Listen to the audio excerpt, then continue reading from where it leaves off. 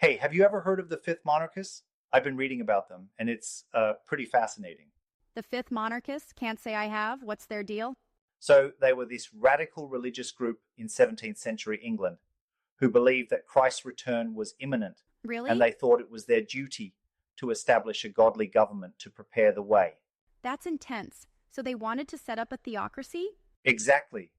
They took their name from the book of Daniel, which mentions four earthly kingdoms, followed by a fifth divine one ruled by God. Right. They thought they were living on the brink of that fifth monarchy. Wow. And this was during the English Civil War? Yeah, during that whole period of upheaval. People were desperate for change, and these guys saw an Makes opportunity. sense? They weren't satisfied with Oliver Cromwell's rule. Wait, even Cromwell wasn't radical enough for them? Believe it or not, yeah, they felt he fell short of true biblical principles. They saw Interesting. him as an obstacle rather than an ally. That's pretty extreme. So what did they do about it? Well, they believed the existing government should be replaced with one based entirely on the Bible. They actively challenged authorities to hasten this transformation. They were Wow. heavily apocalyptic, convinced the end was near. I guess in those times with all the chaos, it probably felt like it, Exactly. They interpreted political instability and natural disasters as signs. right? They thought they needed to act urgently. Who were their leaders? Anyone notable? Yes, Thomas Venner was a key figure, a fervent preacher and militant activist. Mm-hmm. He believed true Christians had to fight against ungodly rulers. Sounds like a recipe for conflict. Definitely.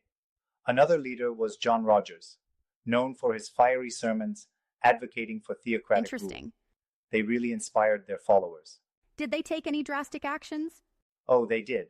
In 1661, after King Charles II was restored, Venner led about 50 armed followers in an attempt to overthrow the monarchy. No way. Just 50 people against the monarchy? That seems a bit unrealistic. Yeah, it was quite ambitious. They attacked soldiers in London, declaring their intent to establish Christ's kingdom. Wow. I assume it didn't end well for them? Unfortunately, no. The uprising lasted only 4 days before being crushed. Venner and many others were executed. That's tragic. Do you think they genuinely believed they could succeed, or was it more symbolic?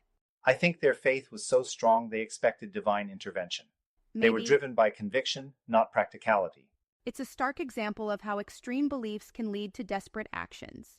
Absolutely. They serve as a cautionary tale about mixing apocalyptic beliefs with politics. Right. Their legacy is complex.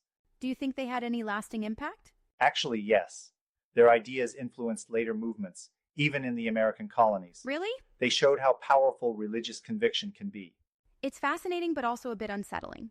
Yeah, it's a reminder of the dangers of extremism, but Exactly. also of the passion that can drive people to pursue their beliefs. I wonder if there was a way they could have channeled that passion more constructively. That's a good point. Maybe if they'd sought reform rather than revolution. Perhaps. Their all or nothing approach left little room for compromise. Sometimes working within the system can lead to more sustainable change. Agreed, it's a lesson that still resonates today. Definitely.